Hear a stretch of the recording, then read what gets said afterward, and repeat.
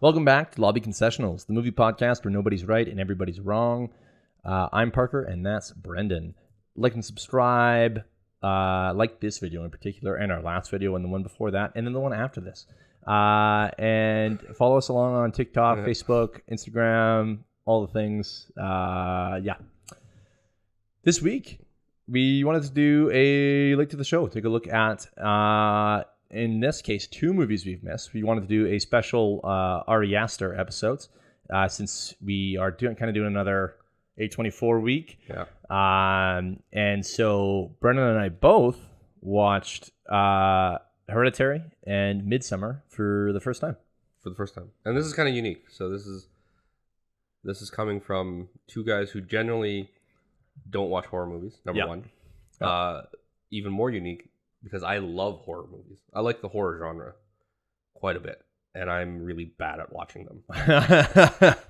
And whereas you are not a big horror fan, and rarely watch them, so this is going to be kind of a weird, unique situation. So, just so we're clear, and I think I've mentioned this before, but just to make it very clear, it is not that I don't like, I think the horror genre in general is rife with bad movies.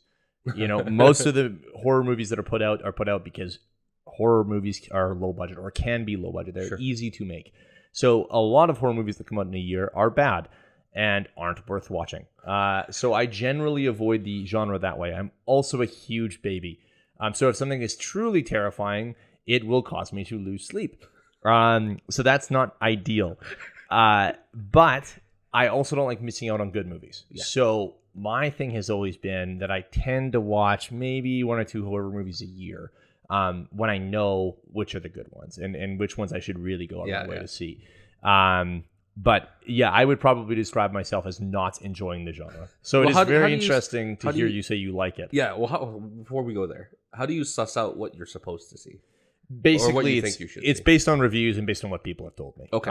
So my dad likes horror movies. Him and my stepmom tend to watch them a fair amount and do actually want to be scared. Yeah.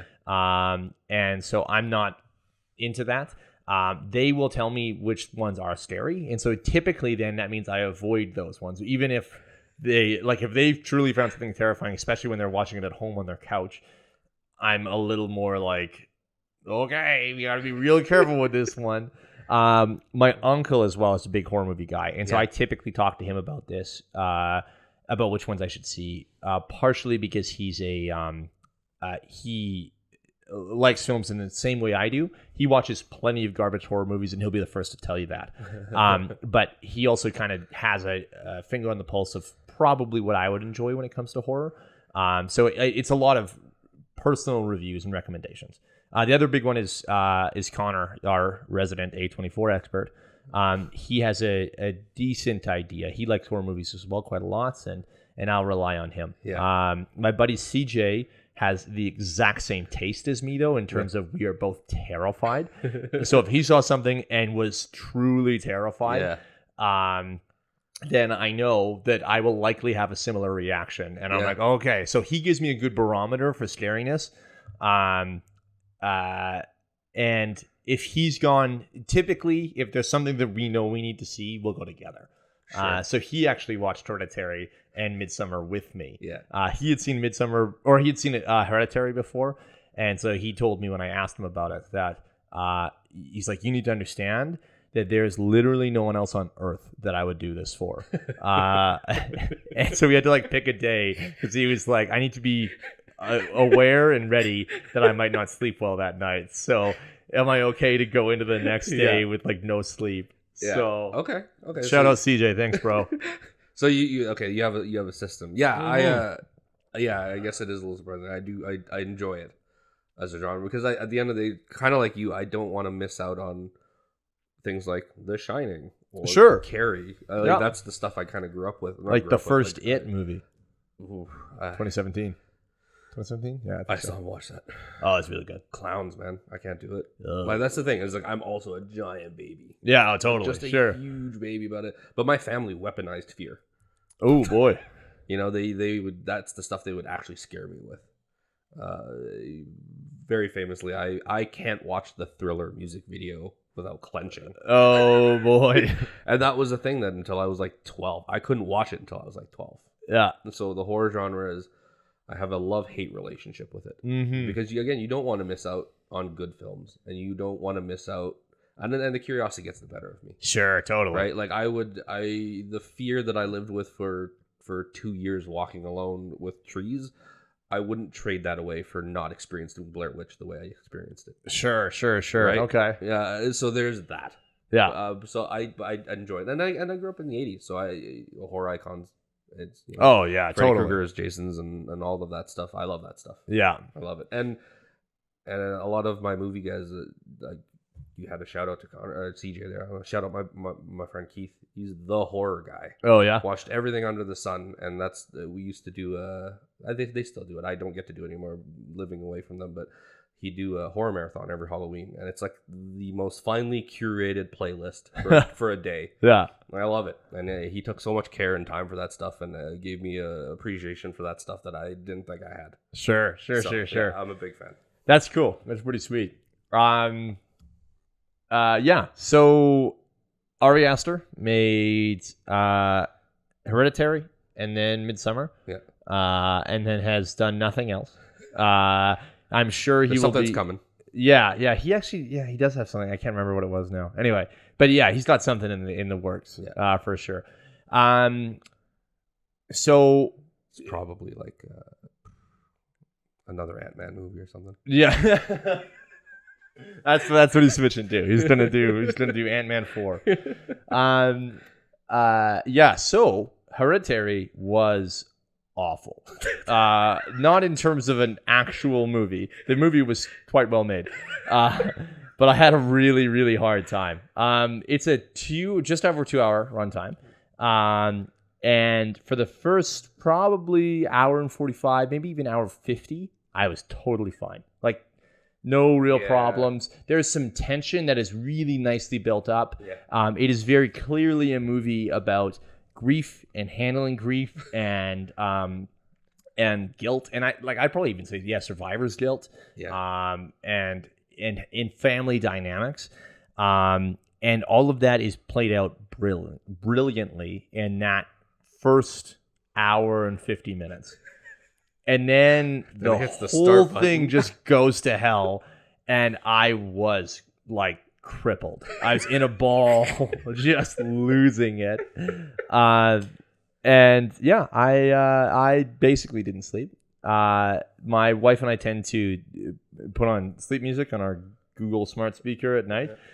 So when I got upstairs and went to bed, that was still running. And I was like, okay, this is fine. And I actually managed to sleep like right away. And I think it was because of that music, because I wasn't thinking too much, But I wake up at like 1 a.m. I realized you were on fire. No. Shut up. And the music's off. And I'm like, this is fine. And it was like 2 hours of just not being able to do anything. Just dead silence. Oh yeah, dead silence. So finally I was like, okay, no, I can't deal with this. So I went on my phone and I got the speaker to start playing some sleep music again. But it like speaks out loud in the Google voice. It says a couple things, and I was like, oh, shut up. And I think I had to tell it. Oh yeah, I had to tell it to stop playing in like 45 minutes. And it was like, music will stop playing, and I'm like, shut up. And my wife rolls over, wakes up, and goes, "Hey Google, stop playing." And I was like, "Oh, fine, it's good. I guess I just won't sleep at all tonight." It sounds like an entirely real. It sounds like a Curb Your Enthusiasm bit. Oh yeah, it was a mess, dude. It's a mess. And then after that, I was fine. So the first night was hell, and then from there on, I was fine. But man, frankly, what a masterpiece of a film. It is really, really, really well done. It's a little strange to me that they get the messed up looking kid to just be the demon. That's maybe a little on the nose. I was really shocked to find out how old that kid actually is. Yeah, because isn't she like... She's 20 now. 20 now. Which means she was 16 then? Okay, actually that doesn't shock me too much. It's weird. Because what is she supposed to be? Like her character's probably what, like 12? I was younger than that. I thought it was like 8 or 10, but I don't know anymore. Yeah, totally. But you're right. It's a little strange. Yeah. So I actually had the first decapitation spoiled for me at some capacity, sometime in the last few years since the movie had come out. Mm-hmm. So I wasn't surprised when that happened. I was absolutely shocked that the brother goes inside the house and then just leaves the corpse in the car. And that, like, the feeling of dread that just crept over me, hearing his parents get ready and his mom in particular get ready for work, and I hear the door slam and like the car beep, and she goes out there, and then the blood-curdling scream. Yeah. Oh my God. What? Who hurt you, Ari? Like, why do you make this? There was we had watched an interview with him earlier, and that was the first question that he got. The interviewer had just finished watching this for the first time. Yeah. And he was interviewing him, and the first question was like, "Are you okay? Yeah. Is everything fine?" Because that movie is horrendous. Yeah. But you're right. I was pleasantly surprised because it wasn't what I thought it was gonna be. Okay. What did you think? When I see the trailers and stuff like that, and I think it's because we've been inundated with horror movies like Conjuring, The Orphan, those things. Sure. The use of children in that way. Oh, okay. So I thought it was going to be more ghosty. Okay. Right? Sure. I thought the demon thing was kind of a nice touch. Yeah. So in the sense of the kid being the demon, it didn't catch me off guard because of, I think, of everything else I've been inundated with. Sure. But I was pleasantly surprised that it wasn't just that. What do you mean? That it was also Like a cult? that it wasn't just a ghost story or, sure. or a possession story or something like that. I enjoyed the idea that it was more than that. Yeah. Yeah. Like there was more depth, or literally there was more plot? More plot and depth, both. I'd give you both. Okay, fair enough. For sure. Yeah, that last 10 minutes, though, 10, 15 minutes is absolutely horrific. There's a few moments that just really stick and are never leaving my brain. There's the scene where Toni Collette is floating in the attic and just like sawing away at her head. And yeah, that's stuck in there. Yeah, I mean, the look in your eyes already. Oh yeah, just horrific. And then the other thing is like literal moments before where you hear the hammering on the attic door, and then it flips to her, and it's her like stuck to the ceiling, slamming her head against it over and over again. Yep, that's it for me, you know. Yeah, and I think it speaks to the quality of movie that you've given your review, and it's mostly of how it's made you feel. Yep. Right? Like, I think obviously we could talk about the great performances and all that stuff, but I think speaking about how it makes you feel is kind of the best thing you could ever talk about in a movie. And you're right, that tenseness is insane. I think the best thing that you could think about, like, it feels like you're in a box for the first hour and 50 minutes. It's claustrophobic, it's tense, you're sweaty, and then the box gets let open, but it's not freeing at all. No. Because you don't know where you are, you don't know what's going on, you don't know who's around you, and all this stuff is happening in front of you, and you're just trying to catch your breath. Yeah. Oh, and totally. The gas pedal is absolutely on. Yeah. And it's soul crushing. Yeah, absolutely. It was it was a ride for sure. Yeah. It was hell. Very very well crafted film. Yeah. Props to Ari, but man, especially as a first film. Yeah, I think that's a great point. Yeah. Because I don't think that he very clearly understands how to put together a story that is tense and dramatic. Yeah. And but again, there's a deeper meaning there. You know, like there's a lot of layers to it, and there's a lot of levels that it works on. Yeah. And I think that's extremely impressive again as a first film. Yeah, I think it's just like a weird steady hand thing too, because again, with a movie like that, especially a horror film, you have every excuse in the world to go all out or to take a lot of liberties in terms of big scares or cheap scares and Sure. all that stuff, and he just didn't. Yeah, He absolutely. He had a steady hand the whole way through. He knew exactly what he wanted to do, and it's a little bit deft. Yeah, The way he handles it. And I thought, I'm like, well, for a first time film guy, that's pretty amazing. that's to rein that yeah. kind of control in that setting, because you have every out in the world to just start popping up stuff yeah, and making me shit my pants. totally.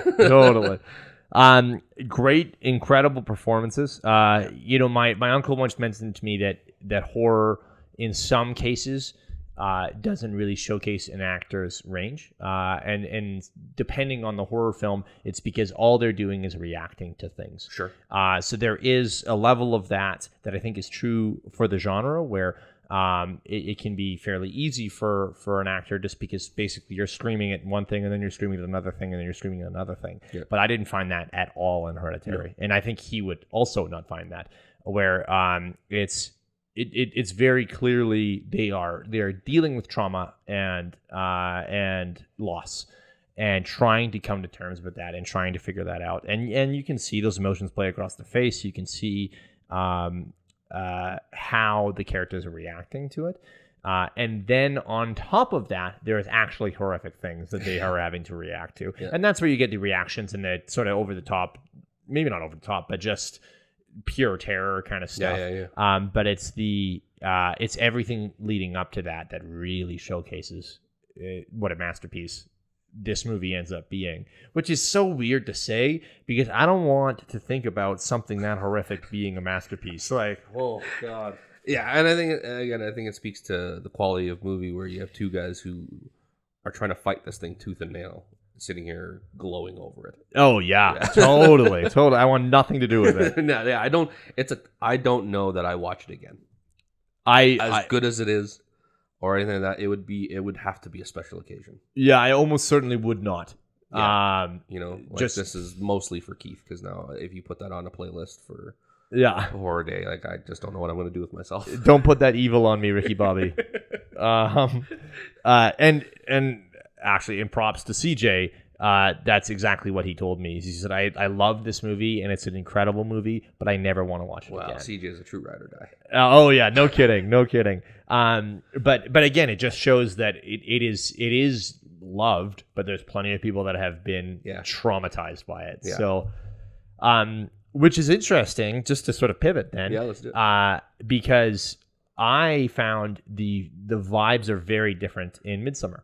And I think everyone found that. Yeah. But first of all, one of the big things that really surprised me is I found the traumatic parts of Midsommar were immediately. Yeah. I think the most traumatic part of that movie is the first 5 minutes.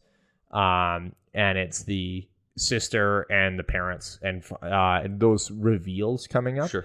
Now, for context, I was lucky enough to watch the director's cut of Midsommar. I did not. So I did have an extra 25 minutes of film that you did not see. Yeah. And my understanding is those 25 minutes are mainly conversations between Danny and Christian. That's Florence Pugh and Jack Rayner's characters. Yeah. So as far as general plot, we're not going to have any problems. But I found the actual suicide of the sister and her killing the parents was, again, horrific. Partially, the image of the sister with the mask duct taped to her is never, that's just stuck in there as well. But I just couldn't, I spent the whole movie not really comprehending and could never get over why she killed her parents as well. Yeah. And so that was a lot to deal with. Yeah. And then immediately following that, with the emotional manipulation of Jack Rayner's character, of just treating Florence Pugh like garbage, and again, emotional manipulation was the contrast of those two things was awful. And just ripped my heart apart. And then followed with a movie that was, not traumatizing in the same ways, but still horrific, and like that steady feeling of dread. And I'm like, you've already hurt me. Like, what more can you take? But great movie. The other thing was, I was surprised at how funny Midsommar was. Yeah. Anytime that Will Poulter was on screen, it was hilarious. And I'm not sure if it was intentionally hilarious. I think it was. Like, I think it was exactly what he was supposed to be, cutting the tension a bit. Yeah, I think so too. But some of it feels a little out of place. But I think that was part of the problem too, is I'd feel things were safe almost. You know, I'd laugh a little bit and be like, oh, ho, ho, ho. They wouldn't do anything to him. Oh, God, they did something to him, you know? Yeah. I think you hit a lot of really good points too. So I had the unfortunateness of watching them back to back. Oh, like literally the same day. Same night. Oh, boy. Like in the middle of the night, I did Hereditary back to back with Midsommar. And I did it in that order. Hereditary first, Midsommar. I also did that order. Probably had 4 or 5 days in between them. So I had some recovery time. I think you make a great point about the imagery of the first 5 minutes. Mm-hmm. And I think it absolutely sucks you right into the movie. And not in a way where you're like, you feel like you're a part of the movie, but it keeps you there, and it's a weird feeling. Yeah, you do feel like a weird out of body watching this from afar, kind of a thing. And I felt like I should feel bad for witnessing this. Yeah. You know, like I was gawking at a horrific car crash. Like you wanted to tell somebody and you couldn't. Yeah. You know, like you wanted to report it, and you don't know who to report it to because it's obviously not real. Yeah, totally. So there's a weirdness to it, but it completely sucks you in. My thing was how Hereditary was like a box, claustrophobic, tense. I had the absolute opposite with Midsommar because it's wide open and it's freeing, but like there was like a crazy feeling of isolation, like you're in the middle of the ocean on like a single person boat. Yeah, and nothing is around you and you can't see anything. So it's like it's not claustrophobic, but you felt completely lost. Yeah. And that was a huge swing to have in one night. Totally. One night. And that was not a great night. Yeah. And I think the other interesting thing is if you told me it was the same guy that made the both movies, I don't think I'd believe you. I would completely agree. Yeah, they are very different. Now, interestingly though, I think Ari must have some issues with grief or loss. Because clearly that's what He's working through something. Both of those movies are about, is grief. Yeah. So, you know, that's his wheelhouse right now, and I'm like, why? Like, again, are you okay? Yeah. You know, because holy smokes. Yeah. I think that you are like they feel like very different films. Yeah. The other thing with Midsommar is I find that so much of the drama of it is drug assisted, which is interesting. Sure. That they're drugged either like in some cases sort of against their will, or at least they're not explicitly informed. So, you know, I don't know if they necessarily all the characters would have been against being drugged, but they definitely didn't know. Yeah. You know, so and so some of that, there's this feeling of unreality to some of it. But I also find it's weird because as clearly the characters are going through a sense of unreality and not being totally clear on what's real. But I think that as an audience, we are very, very clear that everything that's going on is real. Sure. And I think that plays to the movie's strengths, that if the audience went through the same sort of drug haze, it would be a little bit harder for us to say, well, this is all actually happening. But he doesn't do any of the dream sequence stuff. It's all like, nope, this is exactly how it played out. It. And that's unsettling, given that I think that the easy solution for another filmmaker would be, let's throw some really messed up stuff in a dream sequence or in a drug haze or something, and then they won't know. But Art doesn't rely on that at all. He's just like, let's show exactly what's going on. It's such control. Totally. And control over an audience and then their emotions and everything they're feeling all at once. And he's so hyper aware of that that it's insane to me. At least it feels like he's absolutely aware of what he's trying to do to the audience. Mm-hmm. So, yeah. I struggled mightily. Like, I wish I'd given it the days in between. Oh, yeah. If you ask me now which one I liked more, I would be like, I will never watch either of them again. Because of the swings that I had to watch to sit through it. And I wish I'd given myself a couple of days. And I think I'd say Midsommar. Maybe. Yeah. And I still don't know. And I feel bad because I don't know that I'm going to ever go back to it just to be able to give you that answer. To know for sure, yeah. To give you that answer. For me, it was definitely Midsommar. And I think partially I don't think it's necessarily a better movie if really the chips are down. But I think I would just enjoy watching Midsommar more. It's 300% less decapitation. So. Yeah. So there was still some stuff in Midsommar that I did not need to see. The two old folks jumping off the cliff, Yeah. I knew what to expect. Or didn't know, but like, you know, you see what's going to happen. You're like, oh yeah, these people are going to kill themselves. Like long before Florence Pugh knows, you know. But I didn't need to see the up close mallet smashing that guy's head. No. So that was something that I was like, okay, you know, maybe I'll close my eyes a bit here. But other than that, yeah, I pretty much would be able to watch Midsommar again without too much of a problem. Sure. At least because it wasn't as horrifying. Yeah. The other thing was they had some jokes in there, so I felt a little more safe. But I also think that each member of the main cast was incredible. Yeah, I think that's true for Hereditary, but I think I ended up being more impressed with the Midsommar cast.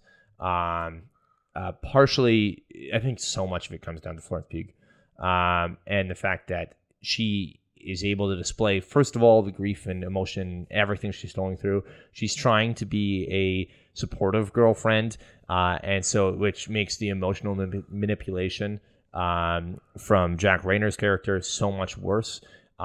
She just seems like a normal person. Well, so many of the people in Hereditary, I just, as much as not relatable. Yeah, much as I think that their actions are human and are not exactly too far removed from what could or might have already happened, or you know, I just don't see it. It seems inhuman to me. While everything everyone did in Midsommar feels like a pretty normal reaction, and I think that's what made it that much better for me. Is that the ramp up and the decisions that are made in that ramp up seem normal. Yeah, it's just a different kind of horrifying, right? Totally. Yeah, totally. Like relatable horrifying. Yeah, is way worse.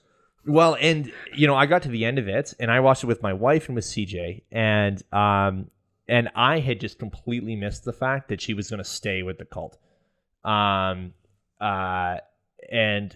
I fully thought that maybe, like, I think part of me, was just holding on to the hope that that Danny was going to be able to get out still. That this was just an act still. That she was like, yeah, I picked, you know, Christian to go get burned alive, but it's fine because I'm gonna get the cops. Yeah. And they had to sort of break it to me. They're like, no, like she's there now. Like that's her family now. She's sticking around. Yeah. And that was, you know, again, the fact that it kind of sort of, I needed someone else to walk me through that just showed how invested I was in her and how you were rooting for her. Well, and how I got duped. You know, I just didn't see the switch with her. Yeah.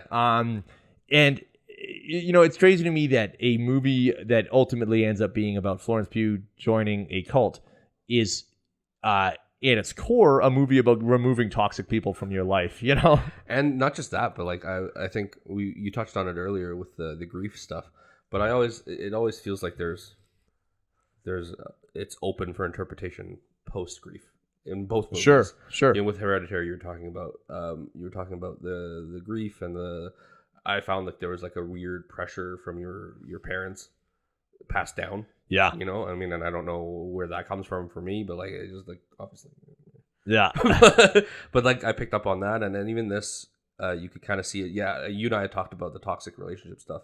I had read an interview with Ari where he was like, it's not just about removing toxic people. The movie is about maybe the family you think you have isn't the family you should have. And finding your family. I'm like, that's a really fucked up way of thinking about it, or at least that's a really fucked up way of showing it. Yeah. She joins the cult, and you said this is the family she should have. Well, that's exactly it, right? I think, and then that it's solidified by the crying scene. Yeah, you know, it's just like, oh, we feel what you feel, kind of a thing. This is where you belong. Where she's crying, and then all the rest of them start crying too. Sorry, that's that. You know, we feel what you feel. This is where you belong. We support you in everything that you do. Yeah, I'm like, that's really fucked up. Yeah. There's other. I think, you know, I can watch the original Jumanji and feel the same way about family. Like, I don't, well, and I think nobody got set on fire. Yeah. There's levels of it too, where it talks about, how a cult even if you look at it from that surface level, preys on weak people, Sure. Or preys on grieving people, or people that are struggling, but beyond even the cult, it talks about how stronger people or groups prey on grieving people. There's been there's plenty of research that's been done and about how people join churches or any sort of group after they've gone through something traumatic because they realize they need something else in life, and